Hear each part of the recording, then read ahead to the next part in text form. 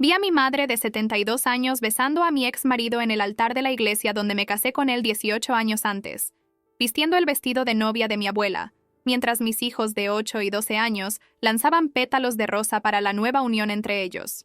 Era un soleado sábado por la mañana a finales de mayo, cuando el termómetro en la plaza central ya marcaba 28 grados a las 10 de la mañana, con una luminosidad dorada entrando por las vidrieras de colores de la iglesia, creando patrones caleidoscópicos en el suelo de mármol, como si incluso la naturaleza conspirara para hacer ese momento aún más surrealista con su belleza inapropiada.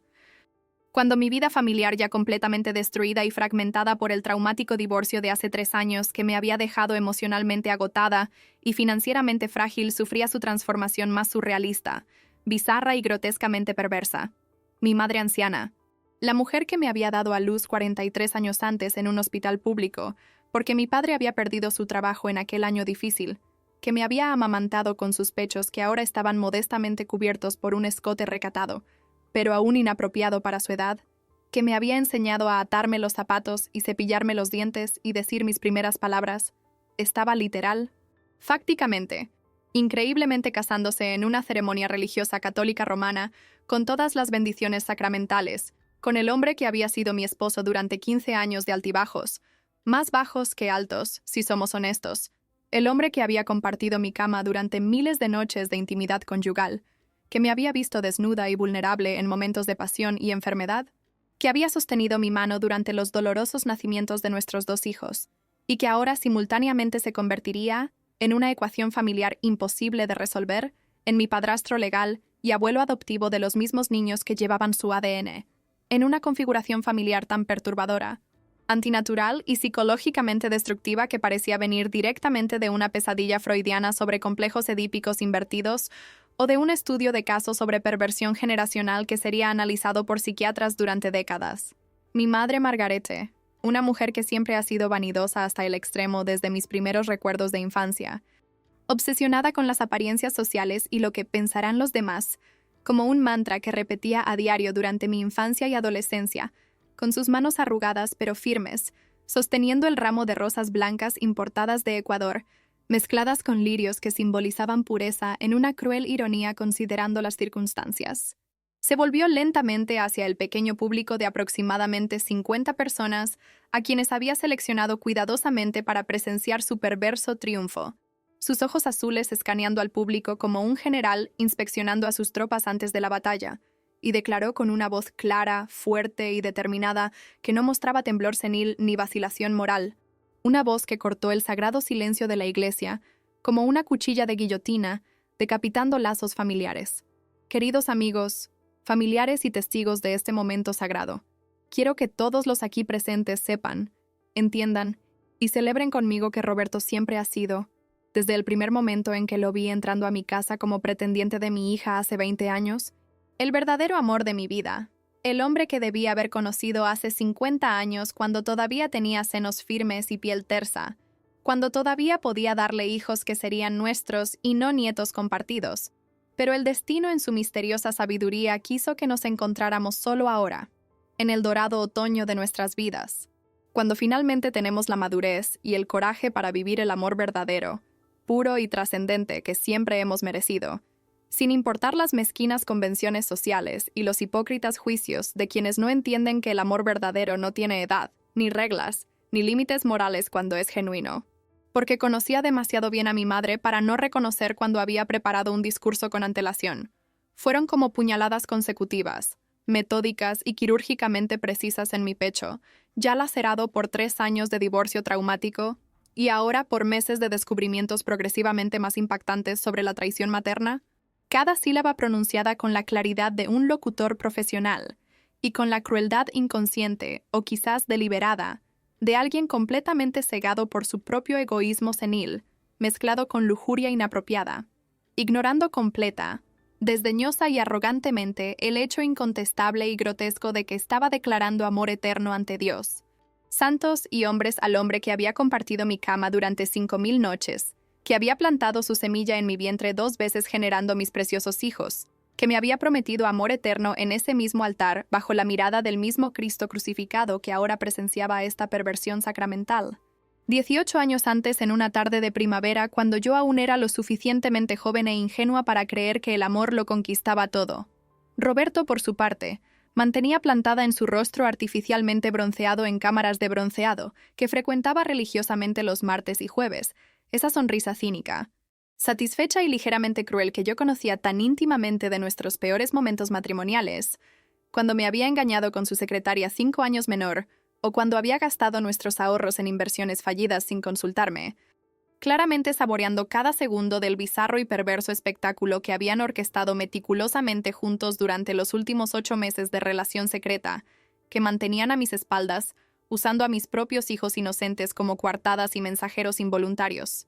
Su pecho hinchado con orgullo conquistador como un gallo que había invadido exitosamente el gallinero de otro, y ahora gobernaba sobre un harén que incluía a madre e hija en diferentes capacidades temporales. Padre Antonio, un hombre fundamentalmente bondadoso de mediana edad que había conocido a nuestra familia durante décadas, desde los tiempos en que mi padre aún vivía, y asistíamos a misa dominical como una familia tradicional y funcional, que había bautizado a mis 2 hijos sosteniendo sus frágiles cuerpecitos sobre la pila bautismal, mientras el agua bendita corría por sus pequeñas cabezas, que me había dado mi primera comunión a los 9 años cuando llevaba un vestido blanco que mi madre había cosido a mano durante semanas, procedió con la ceremonia religiosa con visible y palpable incomodidad moral. Sus manos envejecidas, pero aún firmes, temblando ligeramente, casi imperceptiblemente, mientras sostenía el libro sagrado con su cubierta de cuero desgastada por el tiempo y el uso continuo, las páginas amarillentas revoloteando con la brisa que entraba por las ventanas laterales de la iglesia, probablemente cuestionándose internamente, en silencioso diálogo con su conciencia y con Dios, la moralidad y legitimidad espiritual de bendecir una unión tan éticamente cuestionable, moralmente repugnante y espiritualmente blasfema entre una mujer anciana al final de su vida y el exyerno que había estado sacramentalmente casado con su hija durante década y media, que había engendrado 2 hijos bautizados en esa misma iglesia, creando una configuración familiar que desafiaba no solo las leyes de los hombres, sino ciertamente también las leyes divinas. Podía ver claramente en sus ojos marrones compasivos pero atormentados, ojos que habían visto muchos pecados y perdonado muchas debilidades humanas a lo largo de 3 décadas de sacerdocio, que reconocía perfectamente la perversidad fundamental de aquella situación, la violación de todos los códigos morales y éticos que su vocación representaba, pero su obligación sacerdotal canónicamente establecida, su voto de obediencia a la jerarquía eclesiástica, que probablemente había sido presionada por generosas donaciones de mi madre, lo obligaba a continuar pronunciando con voz mecánica y sin emoción los sagrados votos matrimoniales que en circunstancias normales deberían celebrar la unión de 2 almas, pero que en ese contexto profanaban el sacramento, mientras mis hijos, sentados junto a mí con sus mejores ropas dominicales que yo había comprado especialmente para esa maldita ocasión, observaban confusos y perturbados cómo su abuela materna de cabello blanco se casaba con su padre biológico de mediana edad en una ceremonia que destruía completa, irreparable y definitivamente cualquier noción tradicional, saludable o incluso comprensible de estructura familiar que sus jóvenes mentes pudieran haber construido. La sórdida, repugnante y casi increíble historia de esta suprema traición maternal que superaba las tragedias de Sófocles en su perversidad había comenzado aproximadamente 8 meses antes, durante lo que debería haber sido una simple, tradicional e inofensiva reunión familiar navideña en la imponente casa de mi madre, una residencia colonial de 2 pisos con elaborados jardines que ella mantenía impecablemente decorada, como un escenario teatral permanente para sus pretensiones sociales como gran dama de la sociedad local, con auténticos muebles Luis XV que ella se encargaba de mencionar a todos los visitantes, alfombras persas que costaban el equivalente a un auto económico, y obras de arte de famosos pintores locales que coleccionaba más por estatus que por genuina apreciación estética. Roberto había sido invitado mediante una llamada formal mía para pasar la fecha festiva con los niños, ya que manteníamos desde el divorcio una relación superficialmente civilizada, enfocada exclusivamente en el bienestar de nuestros hijos que no pidieron nacer en una familia disfuncional, y mi madre, que siempre había demostrado durante los 15 años de nuestro matrimonio una hostilidad mal disimulada, a veces abiertamente agresiva contra él, llamándolo a sus espaldas ese hombre moreno inapropiado, o el error de Elena, sorprendente, impactante. Sospechosamente comenzó a tratarlo con excesiva, empalagosa, inapropiada cordialidad que debería haber activado inmediatamente todas mis alarmas internas si no hubiera estado tan emocionalmente agotada por el reciente divorcio para notar signos obvios. Durante la cena navideña, hecha con pavo importado, relleno con castañas portuguesas y costosos vinos franceses que mi madre servía en copas de cristal Baccarat, mientras yo ayudaba en la cocina calurosa y sofocante, preparando el postre tradicional de torrejas con almíbar de vino de Oporto, que llevábamos haciendo durante 3 generaciones, siguiendo la receta manuscrita de mi bisabuela, pude observar a través de la puerta de cristal biselado que separaba estratégicamente la cocina del comedor, como si fuera un acuario perverso. Cómo mi madre y Roberto charlaban animadamente con una intimidad que trascendía la cortesía familiar normal. Ella tocándole repetidamente el brazo en un gesto de inapropiada intimidad física, que me causó inmediato malestar visceral. Sus uñas pintadas de rojo Dior dejando leves marcas en la manga de su camisa, riendo exageradamente, teatralmente, juvenilmente de sus chistes sin gracia sobre el mercado financiero y el fútbol que yo había soportado con aburrimiento durante 15 años de matrimonio mediocre, echando la cabeza hacia atrás en una interpretación de seducción senil que sería cómica si no fuera mi propia madre coqueteando descaradamente con mi reciente exmarido. Margarete está especialmente animada y rejuvenecida hoy. Parece que tomó alguna poción mágica de juventud, comentó mi hermana menor Beatriz, mientras lavábamos mecánicamente juntas los platos de porcelana china en aquella noche fatídica, que en retrospectiva marca el inicio de la destrucción familiar. Sus manos con uñas perfectamente arregladas con gel, frotando los platos con movimientos precisos para evitar dañar el esmalte, su voz portando una observación aparentemente inocente que solo ahora, en dolorosa retrospectiva, parece un terrible presentimiento, un oscuro presagio de lo que fermentaba bajo la pulida superficie de las apariencias familiares. No he visto a mamá tan alegre, tan llena de vida, tan, ¿cómo decirlo?, tan femenina y seductora desde que papá murió hace 5 años.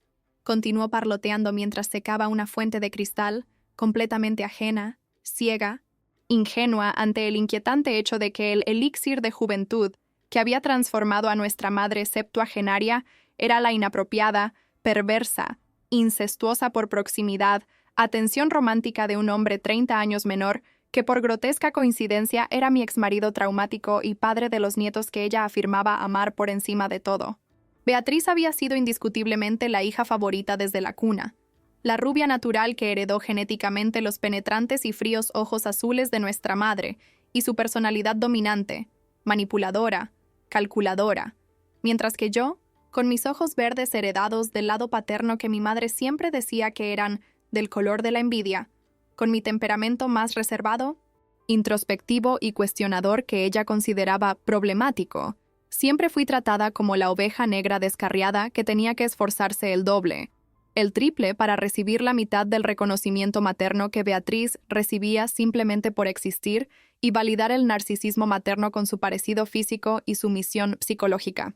Durante las semanas posteriores a la Navidad, que ahora me doy cuenta, fueron el periodo de incubación del grotesco romance, comencé a notar extraños cambios de comportamiento, sutiles pero progresivamente más obvios tanto en Roberto como en mi madre, que aisladamente parecían coincidencias inocentes o cambios naturales de la mediana edad y la vejez, pero juntos formaban un patrón inquietante, nauseabundo, innegable, que mi cerebro en negación protectora se negaba obstinadamente a procesar por completo, porque la verdad era simplemente imposible de aceptar.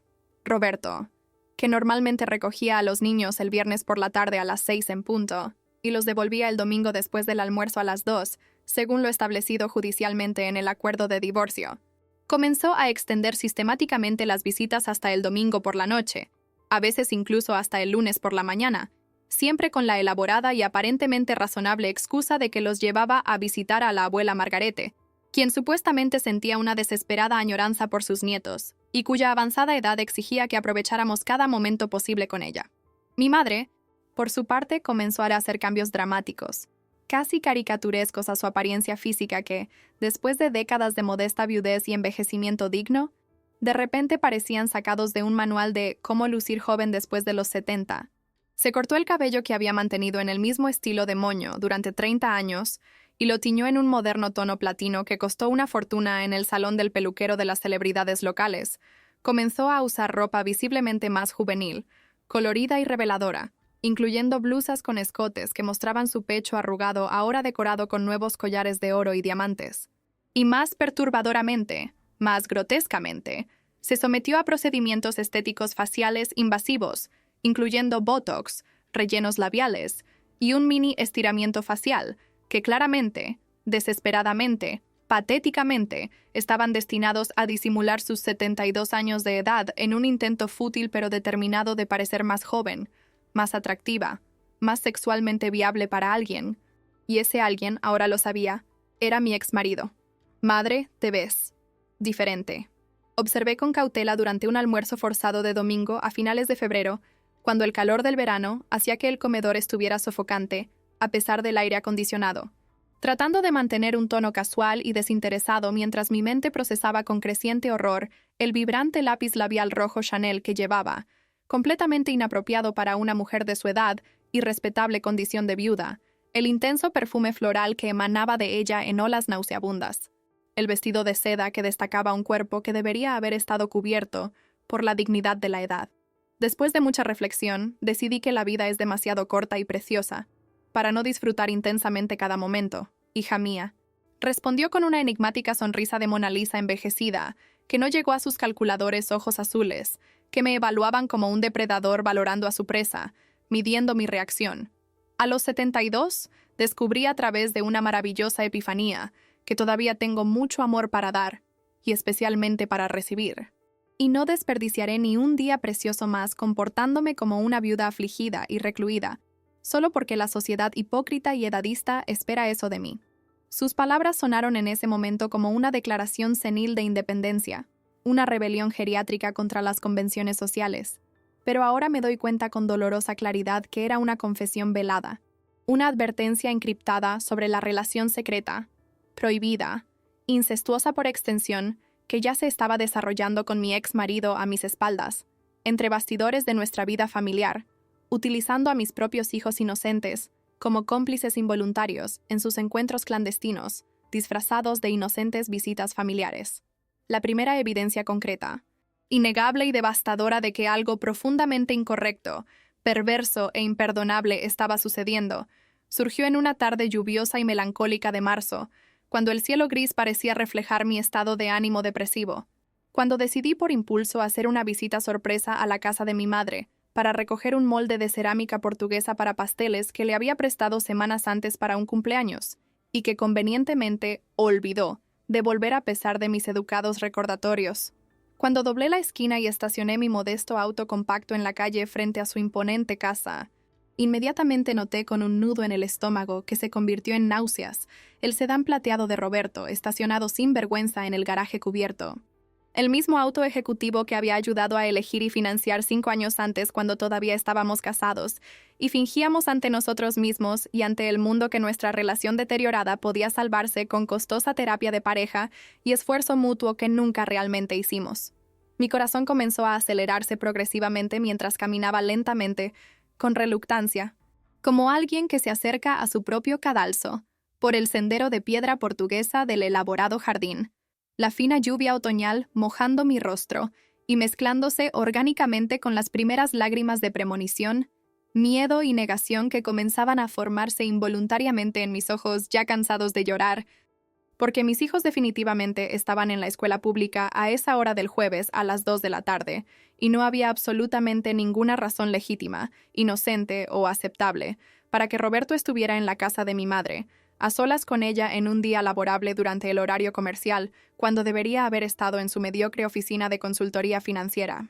Usé mi llave desgastada por el uso para entrar silenciosamente como una ladrona en la casa de mi propia madre, a través de la puerta trasera de madera que crujía si se abría rápidamente, pero podía abrirse en silencio si se hacía con paciencia.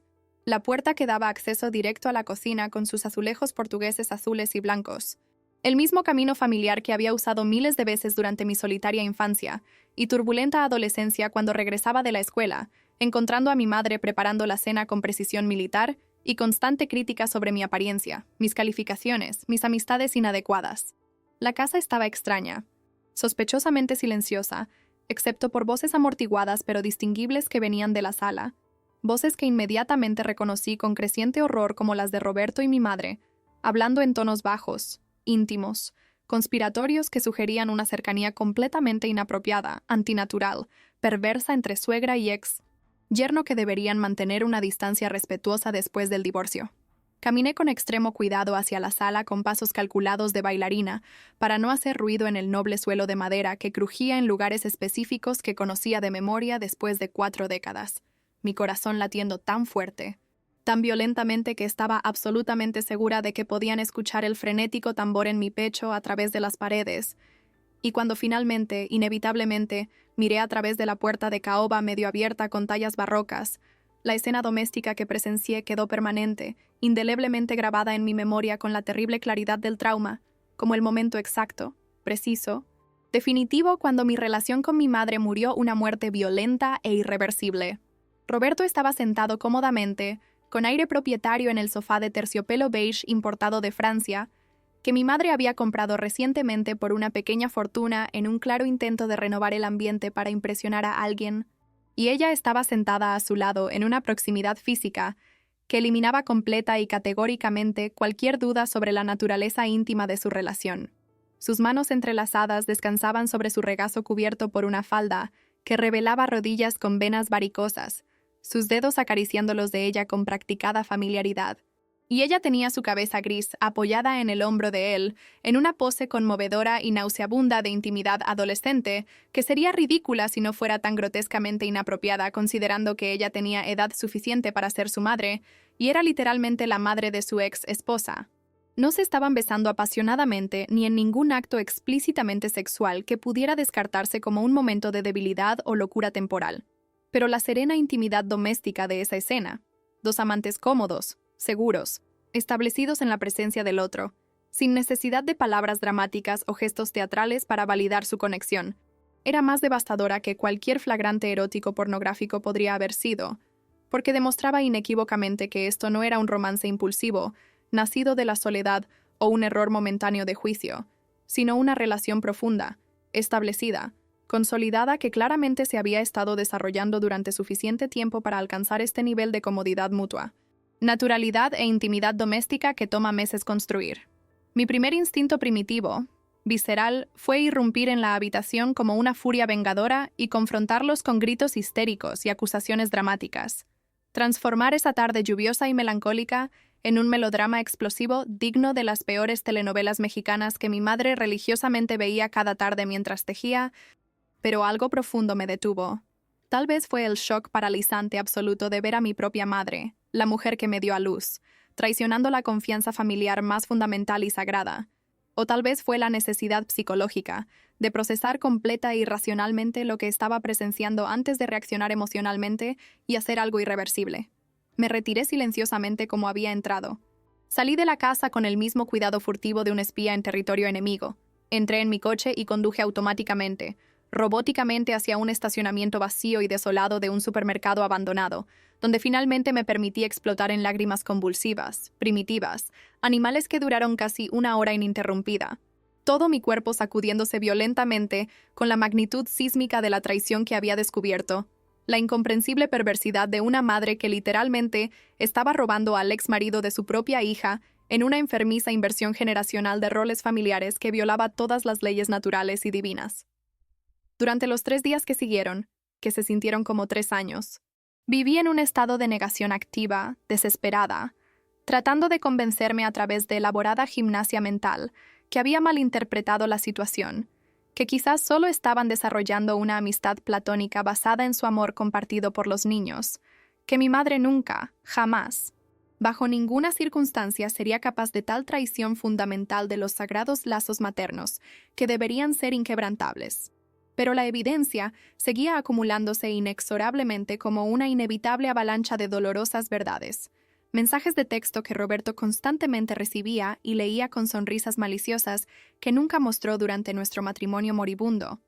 El distintivo perfume floral femenino en su coche, que inmediatamente reconocí como el caro Chanel que mi madre usaba en ocasiones especiales, y especialmente, lo más inquietante, la forma en que mis inocentes hijos comenzaron a hablar con creciente naturalidad sobre las salidas divertidas que tenían con su padre y su abuela juntos, siempre a lugares románticamente sugestivos, como elegantes restaurantes a la luz de las velas y pintorescos parques al atardecer que claramente eran escenarios para encuentros románticos, disfrazados de inocentes salidas familiares. La confrontación inevitable, ineludible y explosiva ocurrió un domingo gris de abril durante el almuerzo familiar mensual que mi madre insistía en mantener como una tradición sagrada e inviolable. Una elaborada comida de 4 platos servida en porcelana china, donde ejercía su control matriarcal absoluto sobre la familia, a través de críticas sutiles, disfrazadas de preocupación maternal y sofisticada manipulación emocional, presentada como amor incondicional. Esperé estratégicamente, calculadoramente hasta después del postre de pudín de leche con ciruelas maceradas en vino. Cuando los niños fueron liberados para jugar en el patio trasero con sus juguetes electrónicos, y Beatriz se había marchado discretamente para fumar su cigarrillo de menta secreto, que todos fingíamos ignorar que había estado fumando compulsivamente desde la universidad, dejando solo a mí, a mi madre y a Roberto en el opresivo comedor con sus muebles antiguos de jacarandá heredados de mi abuela paterna, y el papel tapiz floral descolorido que no había cambiado en 30 años porque mi madre lo consideraba un clásico atemporal. «Sé lo de ustedes dos», declaré repentinamente con voz firme y clara, que me sorprendió incluso a mí misma por su falta de temblor, colocando mi tenedor de plata heredado sobre el plato de porcelana, con un deliberado tintineo metálico que resonó a través del repentino silencio como una campana que anunciaba una ejecución. Sé que están teniendo un romance sórdido, sé que me están traicionando de la manera más cruel posible, y sé que están usando a mis hijos como coartadas para sus encuentros repugnantes. Las palabras salieron como proyectiles, cada una dirigida con precisión quirúrgica. Su reacción reveló instantáneamente sus personalidades fundamentales. Roberto inmediatamente, previsiblemente, desvió su mirada cobarde hacia la ventana como siempre hacía cuando lo atrapaban en mentiras durante nuestro fallido matrimonio, sus ojos buscando una ruta de escape que no existía, mientras mi madre, con la audacia que siempre había caracterizado su personalidad dominante desde que tengo memoria, levantó su barbilla desafiante como una reina enfrentando a campesinos rebeldes y me miró con sus ojos azules fríos, como el Ártico que tan a menudo me habían juzgado insuficiente a lo largo de toda mi vida. «¿Y qué exactamente crees que sabes, Helena?», preguntó con ese tono condescendiente de superioridad que había usado desde mi infancia cada vez que me atrevía a cuestionar su autoridad absoluta sobre todos los aspectos de la vida familiar. «Sé que están teniendo una aventura, madre. Tú, una mujer de 72 años que debería tener dignidad y respeto propio, estás literalmente durmiendo con mi ex marido, el padre de tus nietos. El hombre que compartió mi cama durante 15 años, que me vio dar a luz a tus nietos, que me juró amor eterno en este mismo escenario hace 2 décadas», respondí, mi voz temblando ahora no por miedo o inseguridad, sino por pura ira incandescente que hervía en mi pecho como ácido corrosivo disolviendo décadas de sumisión filial.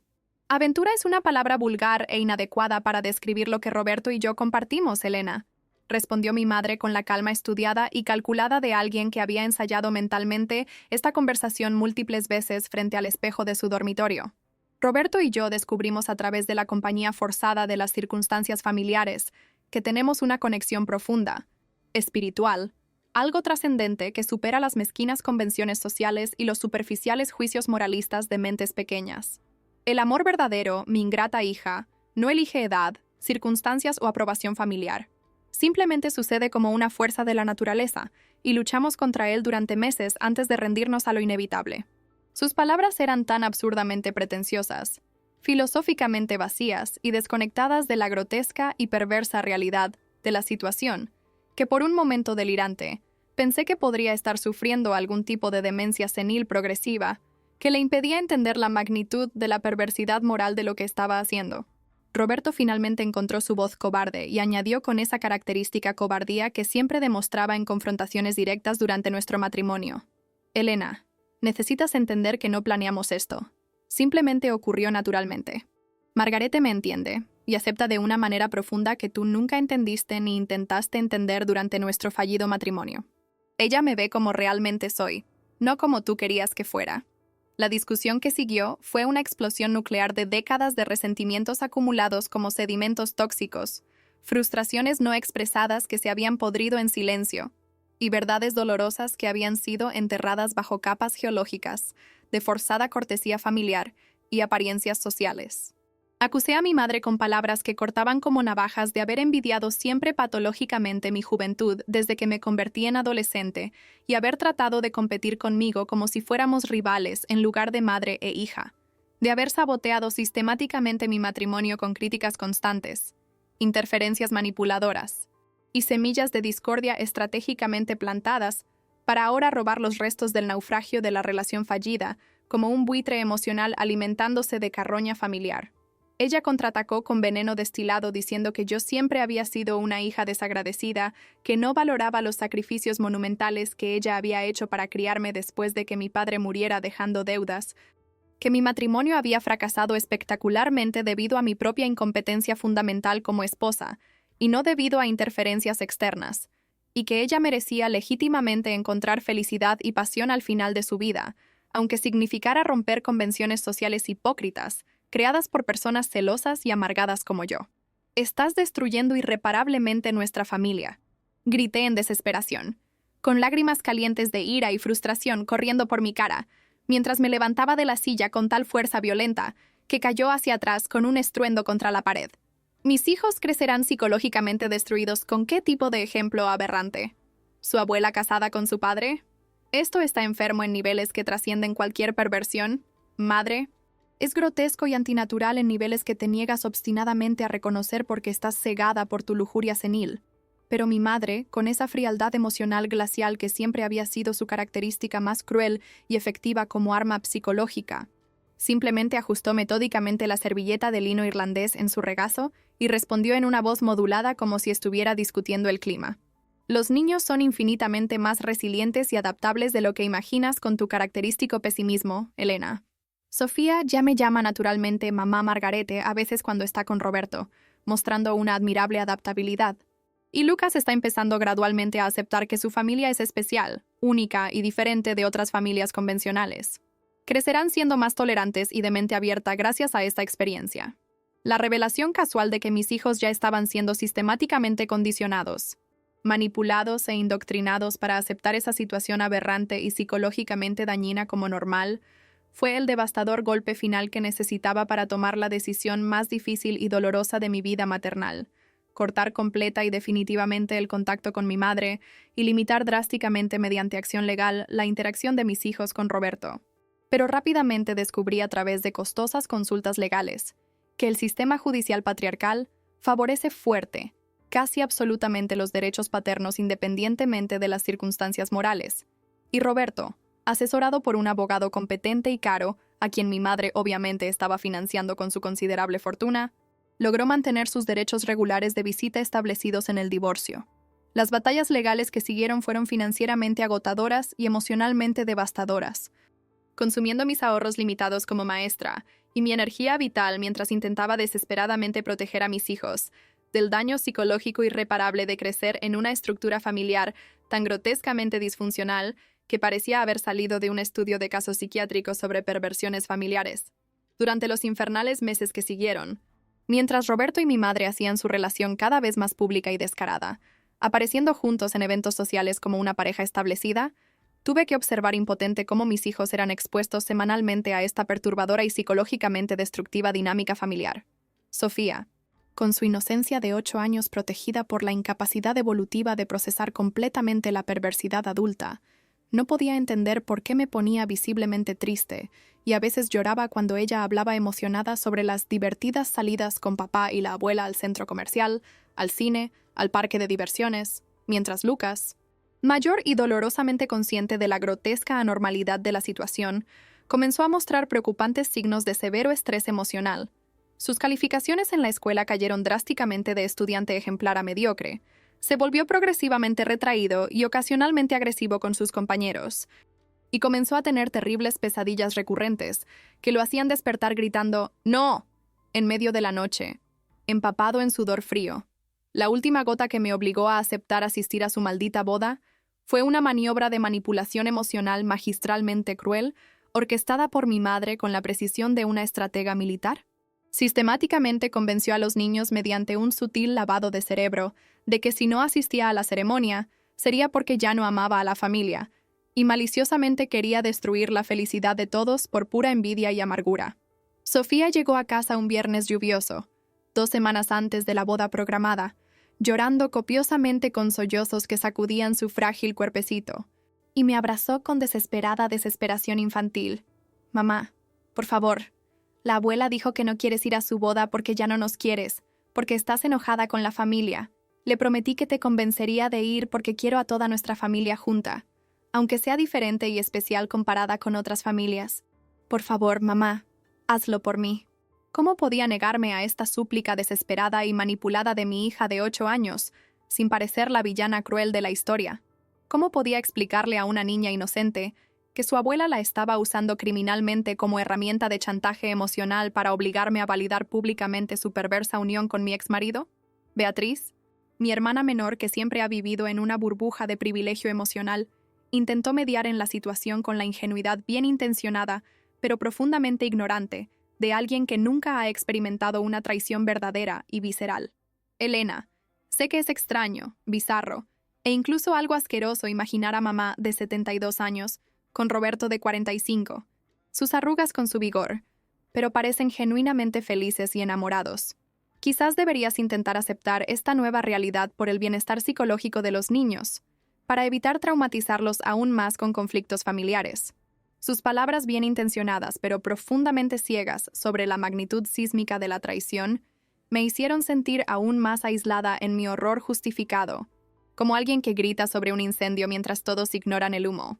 ¿Cómo le explicas a alguien que nunca ha tenido un exmarido literalmente robado por su propia madre cuánto destruye no solo el presente y futuro, sino que también contamina retroactivamente, como radiación, todos los recuerdos familiares del pasado, transformando cada foto familiar, cada celebración, cada momento compartido en una mentira grotesca?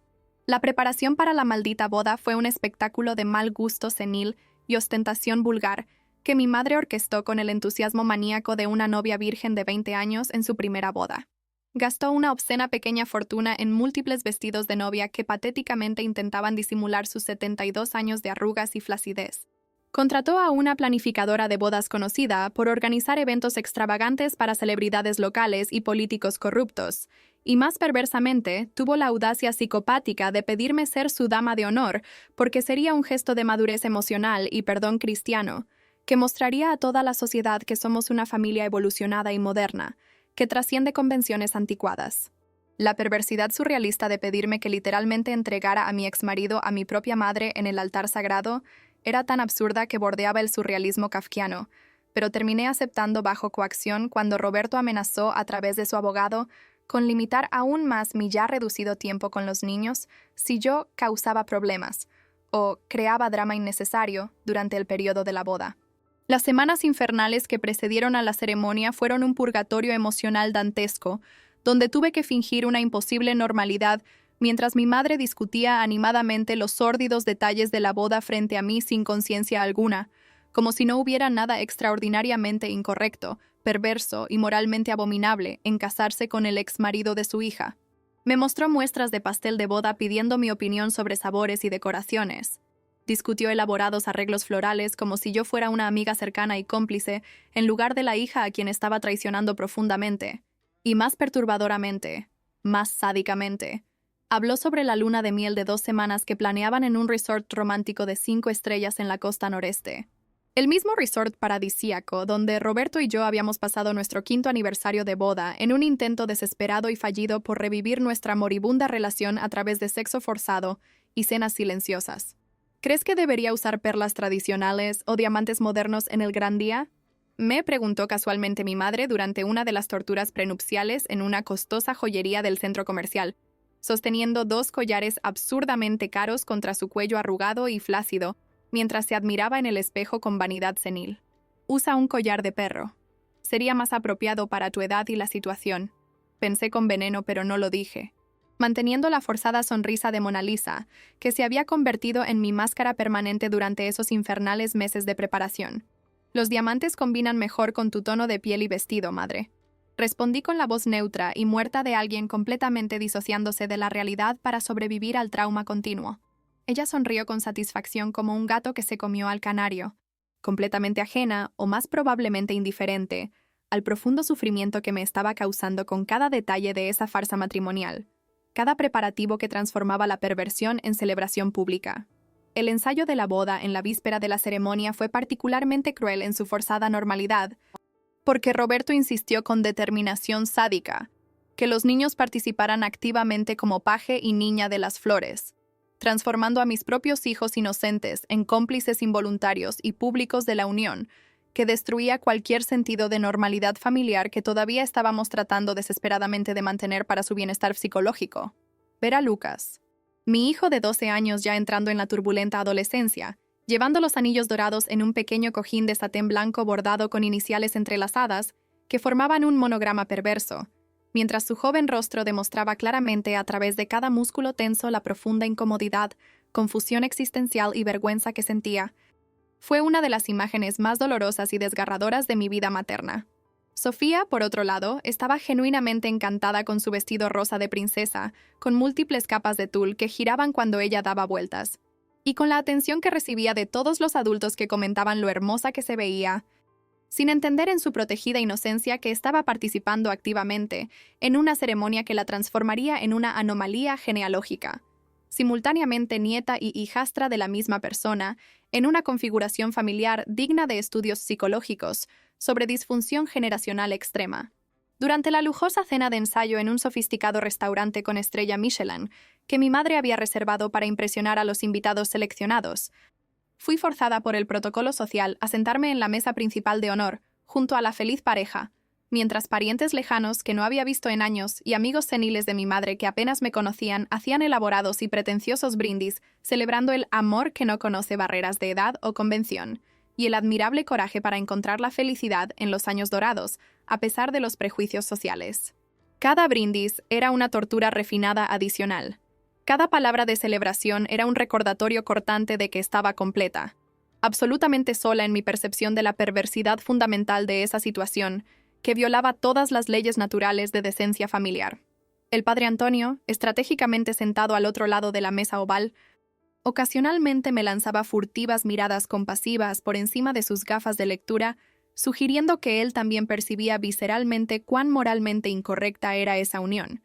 Pero su posición religiosa jerárquica y probablemente la presión eclesiástica le obligaban a mantener una neutralidad diplomática oficial. Quiero hacer un brindis especial y personal. Roberto se puso de pie sosteniendo su cara copa de champán Veuve Clicquot que brillaba bajo las arañas de cristal, su rostro enrojecido por el alcohol consumido y por la excitación narcisista del momento de atención. Por Margarete, la extraordinaria mujer que me mostró que el amor verdadero puede florecer a cualquier edad y circunstancia adversa, que me enseñó que la pasión no tiene fecha de caducidad, y por Elena, mi querida exesposa, por su admirable madurez emocional al aceptar nuestra felicidad y asistir como dama de honor, demostrando que todos somos adultos civilizados capaces de trascender mezquindades. El venenoso cinismo de incluirme en el brindis, transformando mi presencia forzada y torturada en una aprobación pública de su relación, me hizo apretar la copa de cristal con tanta fuerza que temí seriamente romperla y cortarme la mano, lo que al menos sería un dolor físico real para contrastar con el insoportable dolor emocional. La mañana de la maldita boda llegó con un cielo irónica y sádicamente perfecto, sin una sola nube que manchara el azul cerúleo, como si incluso el clima estuviera conspirando activamente para hacer ese día aún más insoportable con su belleza inapropiada para una ocasión tan moralmente grotesca.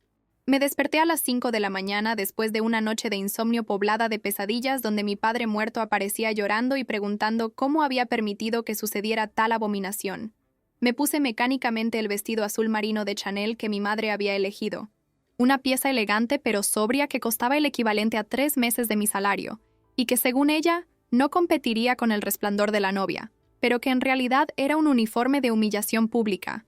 Y me miré durante mucho tiempo en el espejo del baño, viendo a una mujer de 43 años envejecida prematuramente por 10 años debido al estrés acumulado, la traición sistemática y la humillación continuada que había experimentado en los últimos meses infernales. Mis ojos verdes, que Roberto solía decir que eran mi rasgo más hermoso, cuando aún fingíamos amarnos, estaban opacos y muertos como los de un pez sobre hielo, rodeados de profundas ojeras que ningún maquillaje caro podía disimular completamente. Los niños llegaron con Roberto 1 hora antes de la ceremonia programada, tocando la bocina con impaciencia frente a mi modesta casa como siempre hacía para demostrar que no entraría en mi territorio. Ver a mi exmarido a través de la ventana de la sala en su impecable smoking Armani, preparándose para casarse con mi madre septuagenaria, mientras ajustaba la pajarita de seda de nuestro hijo con las mismas manos que me habían acariciado miles de veces, era surrealista más allá de cualquier descripción adecuada en palabras humanas. ¿Te ves? Bien, Helena. Tuvo la grotesca audacia de decir cuando salí a buscar a los niños, como si fuéramos una familia normal preparándose para una feliz ocasión festiva, en lugar de participantes involuntarios en una perversión generacional sin precedentes. Lucas, no olvides sonreír cuando entregues los anillos. Y Sofía, tira los pétalos lentamente para que duren hasta el altar. Instruyó a nuestros hijos con la naturalidad de quien les pide que ordenen sus habitaciones, ignorando completamente que les estaba pidiendo que participaran activamente en la destrucción de una estructura familiar normal. Lucas solo asintió mecánicamente, su joven rostro una máscara de resignación que ningún niño de 12 años debería tener que llevar, aceptando lo inaceptable porque no tenía elección, mientras Sofía saltaba emocionada en el asiento trasero del coche, ajena a la tragedia que se desarrollaba, tarareando una canción escolar sobre familias felices en una ironía cortante que me hizo tragar lágrimas. Mi madre llegó a la iglesia en una extravagante limusina blanca decorada con arreglos florales que debieron costar más de lo que muchas personas ganan en un mes, una ostentación innecesaria y vulgar que demostraba su patológica y senil necesidad de transformar ese matrimonio aberrante en una celebración principesca digna de la realeza, como si la pompa pudiera de alguna manera legitimar la perversión moral. Cuando bajó del coche con la ayuda del chofer uniformado, vistiendo su vestido de novia color perla con detalles de encaje francés y un velo vintage que había pertenecido a mi abuela, la misma mujer religiosa y tradicional que habría estado absolutamente horrorizada por la degradación moral que su hija estaba cometiendo contra su nieta, parecía una caricatura grotesca y patética de una joven novia, una muñeca de porcelana antigua tratando desesperadamente de parecer joven.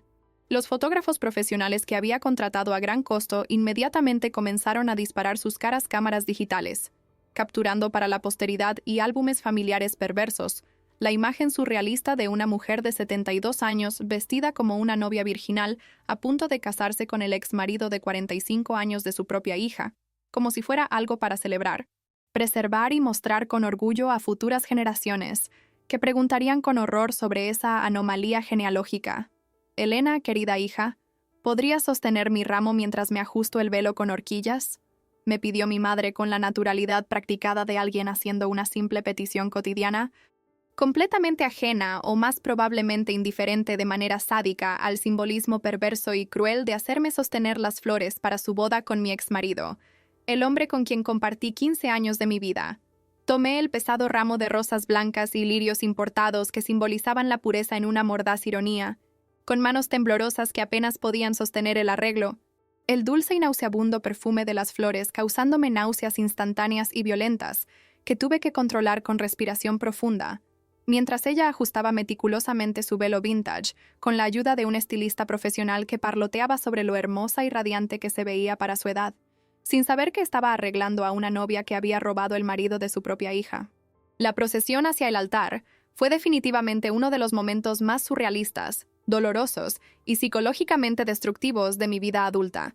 Caminé al frente como dama de honor, reluctante y coaccionada, cada uno de mis pasos en la nave de la iglesia centenaria resonando como un tambor fúnebre medieval, anunciando la muerte definitiva e irreversible de cualquier relación normal con mi madre, seguida por la pequeña Sofía esparciendo pétalos de rosas rojas y blancas a lo largo del pasillo, con genuino entusiasmo infantil, girando ocasionalmente para ver cómo giraba su vestido, y Lucas cargando los anillos dorados con el peso del mundo sobre sus jóvenes hombros ya doblados por la carga psicológica. Detrás de nosotros, a una distancia calculada para lograr el máximo impacto dramático, mi madre caminaba sola con pasos determinados y decisivos. Había rechazado categóricamente la sugerencia de Beatriz de acompañarla porque quería mostrar su independencia femenina y fortaleza personal al mundo, con la postura erguida de alguien que había esperado 72 años para experimentar su gran amor, aunque ese amor estuviera construido sobre las ruinas emocionales de su propia hija, aunque cada paso hacia el altar fuera un paso sobre el cadáver de nuestra relación madre-hija. Cuando finalmente llegamos al altar decorado con monumentales arreglos de flores blancas que parecían irónicamente apropiados para un funeral familiar, y vi a Roberto esperando con esa sonrisa autosatisfecha y presumida que tanto me irritaba durante nuestro fallido matrimonio. La realidad completa y devastadora del momento me golpeó con la fuerza de un tsunami. Estaba literal y fácticamente entregando a mi traumático ex marido, a mi madre anciana, en una ceremonia religiosa católica, que transformaría permanente e irreversiblemente nuestra dinámica familiar ya disfuncional en algo aún más perverso, enfermo y psicológicamente destructivo para todos los involucrados, especialmente para mis inocentes hijos. El padre Antonio comenzó la ceremonia con palabras sobre el amor divino, el compromiso sagrado y las bendiciones celestiales que sonaban vacías, inadecuadas e incluso blasfemas para esa unión antinatural que violaba todos los preceptos morales que la propia Iglesia defendía. Sus manos ancianas, sosteniendo la Biblia sagrada, temblando ligeramente como si incluso el libro santo rechazara participar en esa farsa matrimonial sacrílega. Fue exactamente en este momento de máxima tensión eléctrica que Sofía escenificó la escena que cristalizó toda la perversidad de la situación, corriendo por el pasillo central con sus rizos castaños rebotando, su vestido rosa revoloteando como alas de hada, para abrazar las piernas de Roberto con fuerza infantil y gritar con una voz cristalina que resonó a través de la perfecta acústica de la iglesia: «Abuelo Roberto, ahora vas a ser mi verdadero abuelo para siempre jamás». La confusión generacional expresada con inocencia infantil resumía perfectamente el caos familiar que estábamos viviendo, la completa destrucción de los roles familiares normales. Los invitados, principalmente amigos octogenarios de mi madre que no conocían la historia completa, encontraron el gesto conmovedor y aplaudieron con entusiasmo, algunos incluso secándose lágrimas sentimentales, sin darse cuenta de que estaban presenciando a una niña de 8 años normalizando una estructura familiar profundamente disfuncional y psicológicamente dañina. De los labios inocentes de los niños sale la verdad más pura. Mi madre aprovechó el momento con oportunismo teatral, tomando el micrófono dorado con una voz artificialmente emotiva.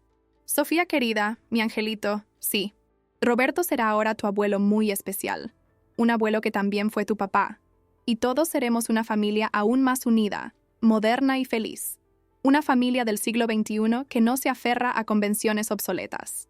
La descarada manipulación emocional de usar a mi hija inocente como validación pública para su grotesco matrimonio me hizo sentir una rabia tan intensa y volcánica que tuve que clavarme las uñas en las palmas hasta casi hacerme sangrar para no gritar la verdad desnuda a todos los presentes: que esta mujer senil había seducido calculadamente y robado al ex marido de su propia hija en una muestra de egoísmo patológico y crueldad maternal sin precedentes en la historia de las perversiones familiares. Los votos matrimoniales que siguieron fueron una tortura exquisita adicional de escuchar, cada palabra una blasfemia contra la decencia familiar. Roberto, leyendo de un papel arrugado que mi madre claramente había editado, declaró con la voz afectada de un actor aficionado: «Margarete, luz de mi otoño, me mostraste que el amor verdadero no tiene edad ni convenciones, no conoce barreras morales cuando es genuino. En estos 8 meses mágicos juntos, descubrí en ti a la compañera que siempre había buscado inconscientemente, alguien que me entiende profundamente y me acepta completamente con todos mis defectos». Cada palabra era una reescritura deshonesta y revisionista de nuestra historia familiar, borrando cobardemente los 15 años que había pasado conmigo, los dolorosos partos que soporté para darle hijos, las noches sin dormir cuidando bebés con fiebre, transformando a mi madre senil en la heroína romántica de una historia que en realidad era una tragedia moral de proporciones griegas. Mi madre, a su vez, había memorizado sus votos que recitó con la claridad de una actriz shakespeariana, sin consultar ningún papel, demostrando que había ensayado obsesivamente ese momento. «Roberto, mi amor tardío pero verdadero, trajiste luz dorada a mis últimos años que pensé estarían llenos de soledad y decadencia. Me hiciste sentir joven, deseada y amada nuevamente cuando ya había renunciado a sentir mariposas en el estómago. Prometo solemnemente ser no solo tu esposa devota, sino tu compañera de aventuras, tu confidente de secretos y, sí, tu amante apasionada hasta que la muerte nos separe, que considerando mi edad podría ser antes de lo que nos gustaría». El público se rió nerviosamente ante la broma mórbida, pero escuchar a mi madre de 72 años referirse a sí misma como la amante apasionada de mi exmarido frente a mis traumatizados hijos fue el momento más nauseabundo y grotesco de toda la ceremonia. Lucas bajó la cabeza con palpable vergüenza visceral, su joven rostro sonrojándose de profunda vergüenza por tener que presenciar a su abuela septuagenaria, hablando de ser la amante sexual de su padre de mediana edad. Sofía, aún procesando con su mente de 8 años, miraba confundida entre los adultos, tratando desesperadamente de entender por qué todos estaban tan serios y emocionales, por qué su madre parecía a punto de llorar, por qué su hermano parecía querer desaparecer en el suelo de mármol. Beatriz, sentada en la primera fila con su vestido rojo que mi madre también había elegido, mantenía una forzada sonrisa de maniquí que no podía ocultar completamente su propio creciente malestar con la situación, incluso ella que siempre había sido cómplice de los caprichos maternos. Cuando el padre Antonio, con visible reluctancia moral y una voz mecánica desprovista de emoción, preguntó si alguien tenía alguna objeción a la unión, el silencio en la iglesia era denso y opresivo como plomo fundido. Por un momento eterno e insano, consideré seriamente ponerme de pie y gritar todas las razones por las que ese matrimonio era una abominación moral, una perversión generacional, un crimen contra la naturaleza familiar, pero la mirada de advertencia amenazante de Roberto y la presencia vulnerable de mis hijos me mantuvieron en un silencio forzado y cobarde. El sacerdote, visiblemente aliviado de que nadie hubiera objetado públicamente, procedió rápidamente con sospechosa prisa. Entonces, por los poderes que me otorga la Santa Iglesia Católica Apostólica Romana, aunque con profundas reservas morales que guardo en mi corazón, los declaro, marido y mujer. Que Dios tenga misericordia de sus almas. Puede besar a la novia. El beso que siguió. Mi exmarido de 45 años en la plenitud de su vida, besando apasionadamente a mi madre de 72 años en el altar sagrado, donde nos habíamos casado 18 años antes, cuando todavía éramos jóvenes y creíamos en el amor eterno.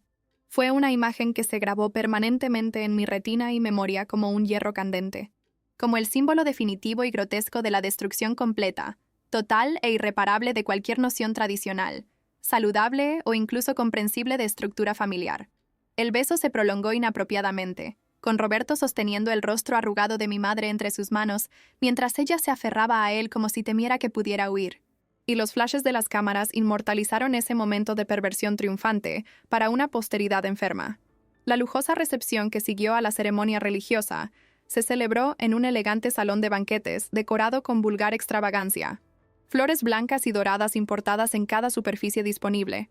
Mesas redondas para 10 personas cubiertas con manteles de lino egipcio. Elaborados centros de mesa con orquídeas raras que debieron costar el equivalente al salario mensual de una familia común. Dinero que mi madre había ahorrado durante décadas de austera viudez y ahora gastaba frenéticamente tratando de comprar validación social para su unión aberrante con su ex-yerno. Me vi obligada por un sádico protocolo a sentarme en la mesa principal de honor, estratégicamente posicionada entre la perversa feliz pareja y mis hijos emocionalmente destruidos, sonriendo para cientos de fotos que eternizarían mi máxima humillación, mientras parientes lejanos que apenas me conocían hacían comentarios bien intencionados, pero dolorosamente ignorantes, sobre qué hermoso e inspirador era ver a toda la familia unida, y cómo Roberto era un maravilloso yerno que cuidaba tan bien de Margarete, sin notar la grotesca ironía de que literalmente había dejado de ser un yerno para convertirse en mi padrastro en una inversión generacional que desafiaba la naturaleza. El momento del obligatorio discurso de la dama de honor fue particularmente cruel en su exigencia de hipocresía pública. Con la garganta seca como el desierto del Sahara y manos violentamente temblorosas, sostuve el micrófono tan pesado como si fuera un arma apuntando a mi propia cabeza y dije las palabras más vacías, falsas y dolorosas de toda mi vida. Deseo que Margarete y Roberto encuentren toda la felicidad que buscan en esta nueva etapa de sus vidas y que esta unión trae paz y armonía a nuestra familia moderna y poco convencional. No podía decir nada más sin vomitar o gritar, mi voz fallando y muriendo mientras me sentaba bajo el aplauso educado pero entusiasta de invitados que no se daban cuenta de que mis palabras eran una maldición apenas disfrazada de bendición, un epitafio para el funeral de mi relación con mi madre. Roberto tuvo la audacia psicópata de abrazarme después de mi discurso, envolviéndome en sus brazos como si todavía tuviera ese derecho, susurrando en mi oído con aliento a champán, «Gracias por ser madura y civilizada sobre esto, Elena. Los niños necesitan ver que todos somos adultos evolucionados y modernos. Tu madre y yo apreciamos enormemente tu apoyo público. Su hipocresía al agradecerme por mi apoyo forzado me produjo náuseas físicas que tuve que controlar con una fuerza de voluntad sobrehumana. Durante el tradicional vals de recién casados que mi madre había insistido en realizar, a pesar de la obvia impropiedad de una septuagenaria bailando como una novia virgen, Roberto la guiaba por la pista de baile con la misma confianza practicada que había demostrado en nuestra boda 2 décadas antes, haciéndola girar con cuidado calculado para no revelar demasiado sus limitaciones físicas relacionadas con la edad, mientras ella se aferraba a él con desesperación senil disfrazada de pasión, sus dedos arrugados clavados en su smoking como garras de un ave rapaz, protegiendo su presa. La banda en vivo que había contratado por una fortuna estaba tocando The Way You Look Tonight, la misma canción maldita que había sido nuestro primer baile como marido y mujer, en una coincidencia que no podía ser accidental, sino más bien una crueldad adicional, orquestada para maximizar mi humillación. Sofía tiró de mi mano con fuerza infantil. «Mamá, ¿por qué estás llorando? Es porque estás feliz por la abuela. Mi maestra dijo que a veces la gente llora de felicidad en las bodas.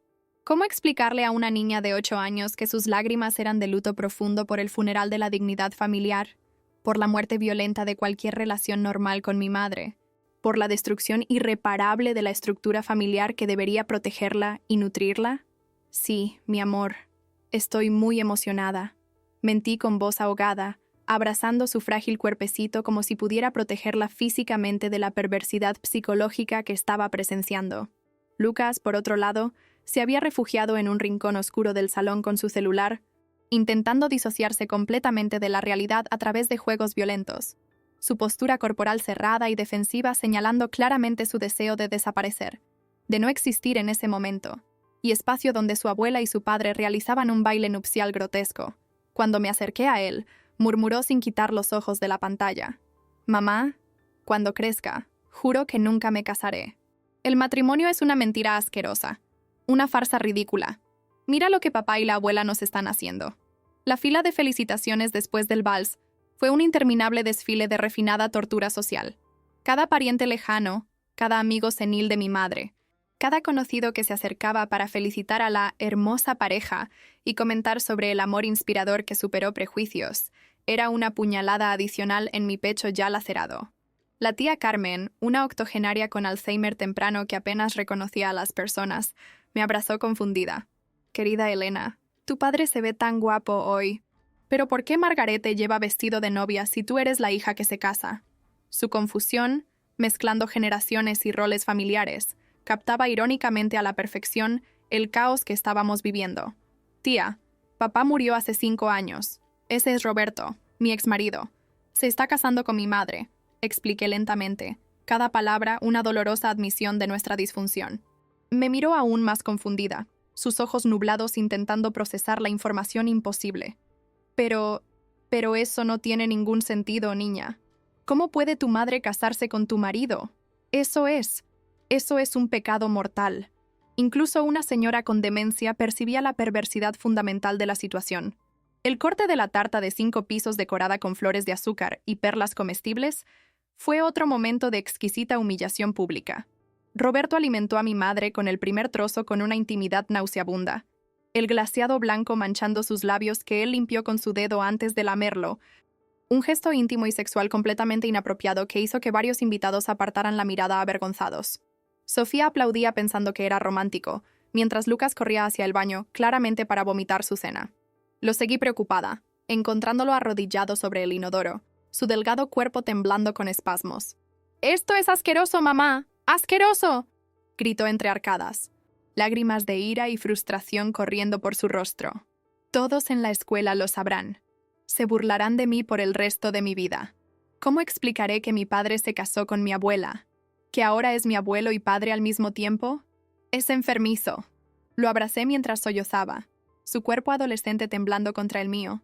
Ambos momentáneamente unidos en nuestra repulsión compartida por el espectáculo grotesco que nos veíamos obligados a presenciar y validar con nuestra presencia. Cuando regresamos al salón, el horror empeoró exponencialmente. Mi madre se había cambiado de ropa para la segunda parte de la fiesta. Ahora llevaba un vestido rojo sangre con un escote inapropiado para su edad y una abertura lateral que revelaba piernas con varices y manchas de la edad. Roberto se había quitado la chaqueta y aflojado la corbata, su rostro enrojecido por el exceso de alcohol, y estaban bailando estrechamente al son de música sensual moderna que mi madre claramente había elegido para parecer joven y cool. Ver a mi madre septuagenaria restregándose contra mi exmarido al son del reggaetón era una imagen que ninguna cantidad de terapia futura podría borrar de mi memoria traumatizada. Beatriz se acercó con su copa de vino, su lápiz labial corrido indicando que había bebido demasiado. Elena, necesitas relajarte y aceptarlo. Mamá parece una adolescente enamorada. Nunca la he visto tan feliz y viva. Sí, es extraño y algo asqueroso imaginarlos teniendo sexo, pero el amor es amor, independientemente de las circunstancias. La naturalidad con la que mencionaba a nuestra madre anciana teniendo sexo con mi ex marido provocó una ola de náuseas tan violenta que necesité sujetarme a la mesa para evitar caerme. Beatriz, tú no entiendes por qué no fuiste tú quien compartió cama con él durante 15 años. No fuiste tú quien parió a sus hijos. No fuiste tú quien fue sistemáticamente engañada y humillada. Le respondí con veneno destilado. Es muy fácil ser comprensiva y moderna cuando no es tu dignidad la que está siendo destruida públicamente, cuando no son tus hijos los que están siendo dañados psicológicamente por esta aberración familiar. Me miró con esa expresión de superioridad que heredó de nuestra madre. Siempre has sido dramática y víctima, Elena. Quizás si hubieras sido mejor esposa, Roberto no habría encontrado en mamá lo que te faltaba a ti. El calculado golpe bajo me hizo ver rojo, y por un momento consideré seriamente arrojarle mi copa de champán en la cara, pero la presencia de Sofía me detuvo. El momento de los discursos del padrino y la madrina fue particularmente revelador de la dinámica enfermiza. El amigo de Roberto, Carlos, claramente incómodo pero intentando mantener la lealtad masculina, dio un discurso genérico sobre el amor no tiene edad y las segundas oportunidades en la vida, evitando cuidadosamente mencionar que la novia era la ex-suegra del novio. Mientras tanto, la amiga de mi madre, doña Marta, una viuda rica y superficial, fue más explícita en su aprobación. Margarete demuestra que nosotras, las mujeres maduras, todavía tenemos mucho amor y pasión que ofrecer. No dejó que las convenciones sociales hipócritas le impidieran vivir su gran amor. Es una inspiración para todas nosotras. Durante su discurso, noté a varias señoras mayores mirando a sus yernos con renovado y especulativo interés, como si mi madre hubiera abierto una caja de Pandora generacional, legitimando deseos seniles inapropiados. La normalización pública de esta perversión familiar estaba plantando semillas enfermas en otras familias, y yo era impotente para prevenir el contagio moral. El fotógrafo oficial insistió en una foto de familia completa, que se convertiría en el símbolo definitivo de nuestra disfunción. Roberto en el centro, abrazando a mi madre como esposa por un lado, y con su brazo sobre los hombros de Lucas como padre por el otro. Sofía en el regazo de mi madre, quien ahora era simultáneamente su abuela y madrastra. Yo parada rígidamente junto a ellos como una columna de sal, y Beatriz sonriendo falsamente completando la patológica imagen. «Digan familia feliz», instruyó el fotógrafo, ajeno a la cruel ironía de la petición. La foto resultante, que mi madre posteriormente enmarcó y colgó en la sala como trofeo de su perversa conquista, capturó perfectamente el horror surrealista de nuestra nueva configuración familiar. Sonrisas forzadas ocultando trauma profundo, proximidad física enmascarando repulsión emocional, una familia, que era en realidad un caso de estudio en perversión generacional.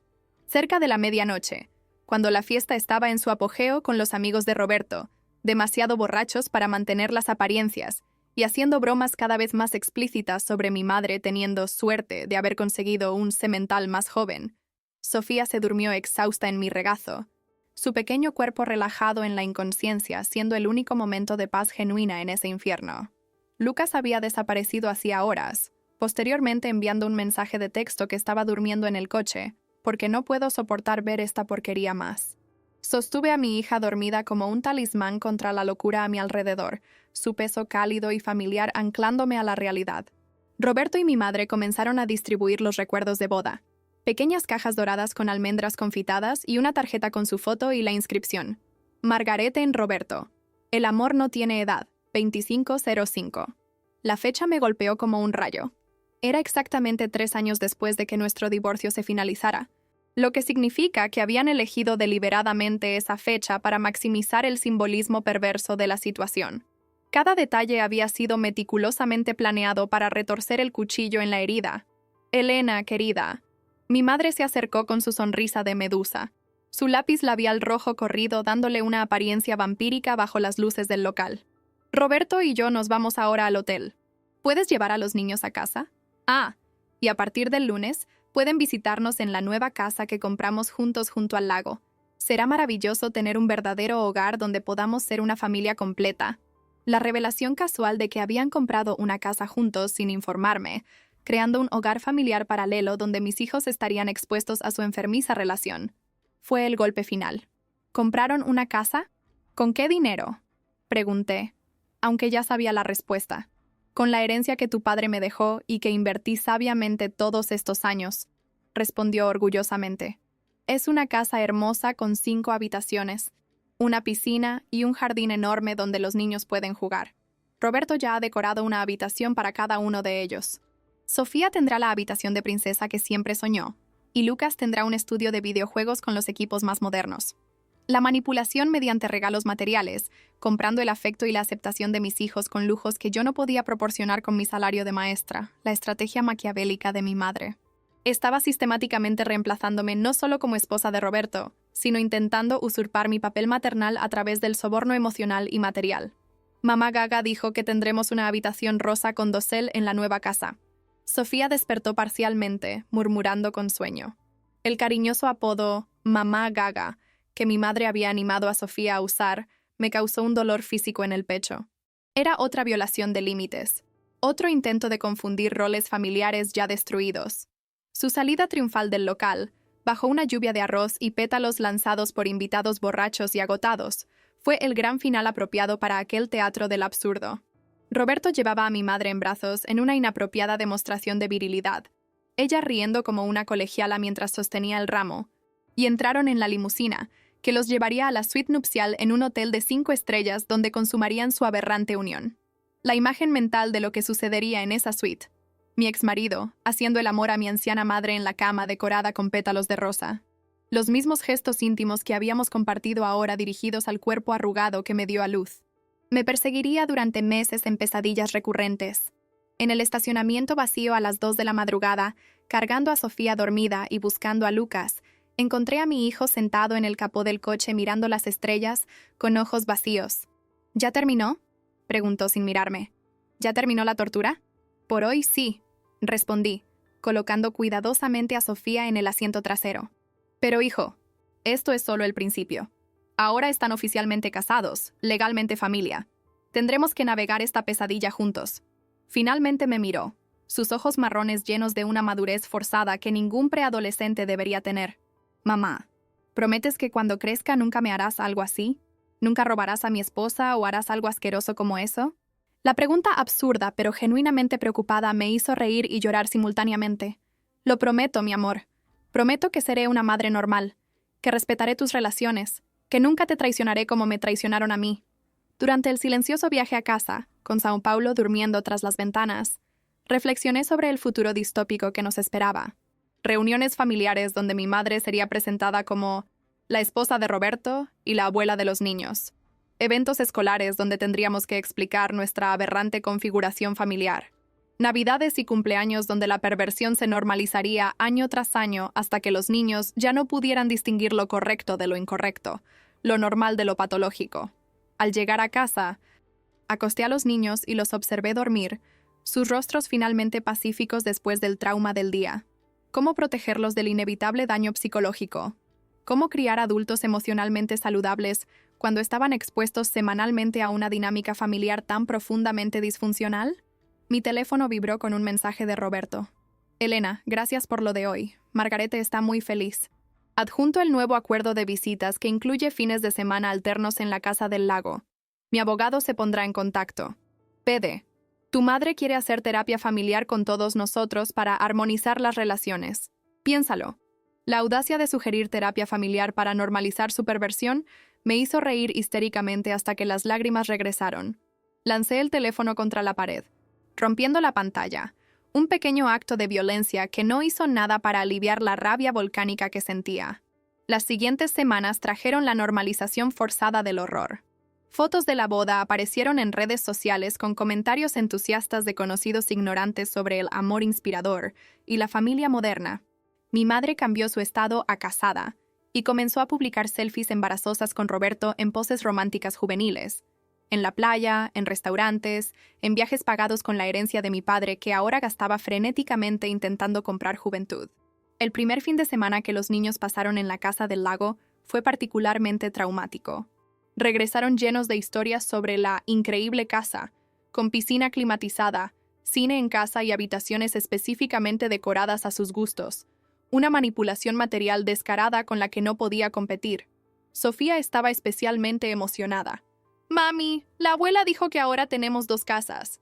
Una casa pobre contigo y una casa rica con ella y papá». La cruel división entre casa pobre y casa rica, implantada subliminalmente por mi madre, estableció una jerarquía perversa, donde yo quedaba posicionada como la madre inferior, la opción menos deseable. Lucas, más perceptivo, reconoció la manipulación.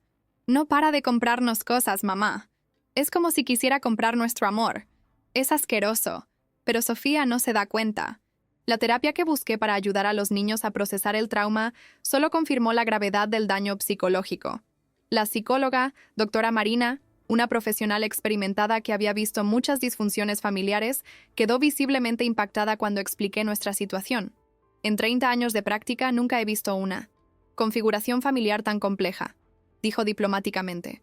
«Los niños necesitarán asesoramiento prolongado para procesar esta inversión de roles familiares. El riesgo de desarrollar trastornos de apego y problemas de relación en la vida adulta es significativo». Las sesiones revelaron la profundidad del impacto. Sofía había comenzado a llamar mami a otras mujeres mayores en la escuela, confundiendo figuras maternas en una clara manifestación de confusión de roles. Lucas desarrolló insomnio severo y comenzó a mostrar signos de depresión clínica, aislamiento social, pérdida de interés en actividades que amaba, ideación ocasional sobre desaparecer.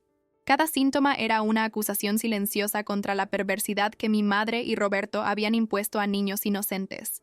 La Navidad de ese año fue el pináculo de la normalización grotesca.